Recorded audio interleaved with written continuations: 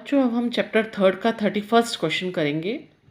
इसमें 6 एलिमेंट्स हैं जिनकी first ionisation enthalpy, second ionisation enthalpy और इलेक्ट्रॉन गेन एंथैल्पी आपको दी गई है। इनके बेसिस पे आपसे कुछ क्वेश्चंस पूछे गए हैं, आपको वो क्वेश्चंस के आंसर देने हैं।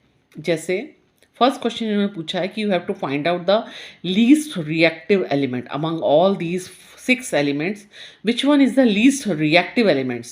तो how will you choose the least reactive?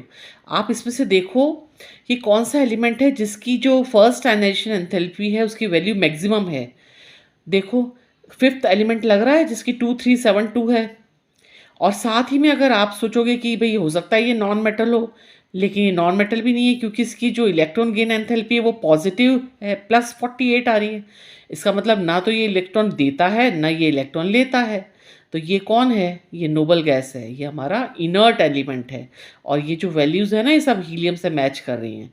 तो which one is the least reactive element among all these? Fifth one. Okay, now the next question is the most reactive metal. अब metal, how to choose the metal? Look at the element which has the least first ionization enthalpy. किसकी है? Second वाले element को देखो, 419. तो this ionization enthalpy is the least among all, means it is a most reactive non-metal which can lose electron very easily, and this element is actually potassium. Third question is the most reactive non metal. अब आपको देखना है कि किसकी जो electron gain enthalpy है वो most negative है, तो वो है हमारे थर्ड एलिमेंट की। देखो आप, -328 है ना electron gain enthalpy, the most negative. This one is fluorine. It can lose electron, it can gain electron very easily and it releases some energy, that is why its electron gain enthalpy is highly negative. Okay, most electronegative element among all the elements in the periodic table. Okay, now next question is the least reactive non-metal. Now you will find out which one has the, again, a very negative electron gain enthalpy like 295, the fourth element, but as at the same time it has a lower ionization enthalpy also, 1008, not a very high value. It means it is a non-metal but not a very reactive non-metal. It is actually iodine. So the which one is the least reactive non-metal? This is iodine, the fourth one. Next is the metal which can form a stable binary halide of the form MX2, और X क्या है? Halogen है. तो आपको देखना है कि कौन सा एलिमेंट है जिसकी फर्स्ट आयनाइजेशन एंथैल्पी और सेकंड आयनाइजेशन एंथैल्पी दोनों ही कम है, तो वो है हमारा सिक्स्थ एलिमेंट. देखो दोनों की वैल्यू ज़्यादा नहीं है ना, बहुत ज़्यादा नहीं, फर्स्ट और सेकंड. तो ये जो है ये दोनों इलेक्ट्रॉन निकाल के फर्स्ट और सेकंड और आपको MX2 टाइप बाइनरी कंपाउंड्स बनाएगा. This one is actually magnesium, sixth element. Now last is the metal which can form a predominantly stable covalent compound of formula MX, है ना, यानी कि सिर्फ एक ही इलेक्ट्रॉन को ये लूज कर सकता है. ऐसा कौन सा एलिमेंट दिख रहा है आपको? फर्स्ट को देखो, फर्स्ट में जो फर्स्ट आयनाइजेशन एंथैल्पी है वो 520 है, लेकिन सेकेंड आयनाइजेशन एंथैल्पी बहुत ज़्यादा है, मतलब आप सेकेंड इलेक्ट्रॉन को निकाल ही नहीं सकते हो इसमें से. और जो फर्स्ट है वो भी वो शेयरिंग करेगा हेलोजन के साथ, क्योंकि उसकी 520 है ना. ओके, तो ये कोवेलेंट कंपाउंड बनाएगा हेलोजन के साथ. किस टाइप का? MX टाइप का. ये एक्चुअली जो वैल्यूज़ हैं लिथियम से मैच कर रही हैं. तो आपका फर्स्ट वाला जो है लिथियम है, मैंने यहाँ लिख के रखे हैं सारे, आप एक बार देख सकते हो. फर्स्ट लिथियम है, सेकंड पोटेशियम है, थर्ड फ्लोरीन है, फोर्थ आयोडीन है, फिफ्थ हीलियम है या नोबल गैस है, और सिक्स जो है मैग्नीशियम है. और ये सारे आंसर्स हैं इनके. बहुत इंटरेस्टिंग क्वेश्चन था. अब नेक्स्ट क्वेश्चन है 32.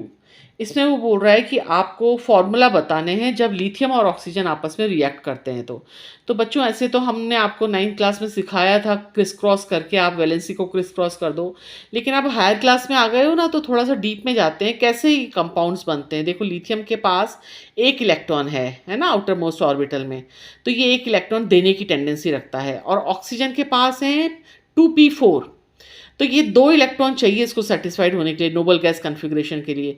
अब बेटा लिथियम के एक एटम से तो इसकी सेटिस्फेक्शन हो रहा नहीं है, तो इट नीड्स 2 लिथियम एटम्स, तो it will make a compound like Li2O.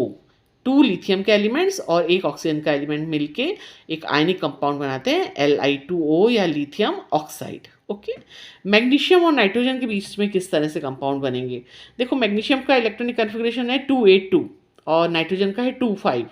तो मैग्नीशियम को 2 इलेक्ट्रॉन रिमूव करने हैं और नाइट्रोजन को 3 इलेक्ट्रॉन चाहिए सेटिस्फाइड होने के लिए, नोबल गैस कन्फिग्रेशन के लिए। तो क्या करें? अगर हम Mg3 और N2 फार्मूला बनाते हैं तो देखो सब सेटिस्फेक्शन हो गया सबको। N2 के पास भी आ गए, है ना, हर मैग्नीशियम से उसको 2 इलेक्ट्रॉन मिल गए और मैग्नीशियम के पास भी आउटर मोस्ट का कन्फिग्रेशन हो गया 28 दोनों के पास। तो इस तरह से ये मैग्नीशियम नाइट्राइड बनेगा। नेक्स्ट है सिलिकॉन एंड ऑक्सीजन। अब सिलिकॉन का कन्फिग्रेशन है 284 और ऑक्सीजन का है 26। तो सिलिकॉन को ये बेटा, सिलिकॉन जो है ये आयनिक कंपाउंड्स नहीं बनाता है, कोवेलेंट कंपाउंड बनाता है, शेयरिंग करता है इलेक्ट्रॉन्स की। तो शेयरिंग क्या करेगा? 2 इलेक्ट्रॉन्स की शेयरिंग करेगा 2 ऑक्सीजन के साथ, है ना। तो ऑक्सीजन भी सेटिस्फाइड हो गया, उसके भी आउटर मोस्ट ऑर्बिटल में 8 इलेक्ट्रॉन्स हो गए और सिलिकॉन के भी 8 हो गए। तो कंपाउंड बनेगा SiO2। आगे जब हम केमिकल बॉन्डिंग पढ़ेंगे ना तो ये सारा डिटेल में आपको बॉन्डिंग सिखाएंगे। फास्फोरस और फ्लोरीन के बीच में किस तरह से बॉन्डिंग होगी? देखो, फास्फोरस के पास P में 3 है और फ्लोरीन के पास 1 चाहिए, उसको 5 है उसके P में। तो क्या करें? फ्लोरीन को 1 फास्फोरस से तो चलेगा नहीं, तो उसको 3 फास्फोरस के एटम्स चाहिए सेटिस्फाइड होने के लिए और वो PF3 बनाएगा। सॉरी, हाँ, PF3, क्योंकि फास्फोरस के पास 3 हैं देने के लिए इलेक्ट्रॉन्स आउटर मोस्ट ऑर्बिटल में। 3 इलेक्ट्रॉन देगा तभी होगा ना उसका नोबल गैस कन्फिग्रेशन। तो वो 3 फ्लोरीन एटम्स ढूंढेगा और 3 फ्लोरीन को, हर एक फ्लोरीन को 1 इलेक्ट्रॉन देगा, तो PF3 टाइप के कंपाउंड बनेंगे। फिर है एलिमेंट 71, ये हमको पहचानते हैं इसको, ये ल्यूटीशियम है, ये लेंथेनाइड है, लास्ट लेंथेनाइड सीरीज का एलिमेंट है। इसका कन्फिग्रेशन होता है 4f7 3d1 6s2। तो ये टेंडेंसी रखता है बच्चों, 3d वाला भी देना चाहता है और 6s वाला भी निकाल देता है। तो तीनों इलेक्ट्रॉन निकाल के ये 3f के साथ जुड़ जाएगा और आयनिक बॉन्डिंग बनाएगा LuF3 टाइप ऑफ कंपाउंड्स। ठीक है, तो ये आपके 2 क्वेश्चन सॉल्व हो।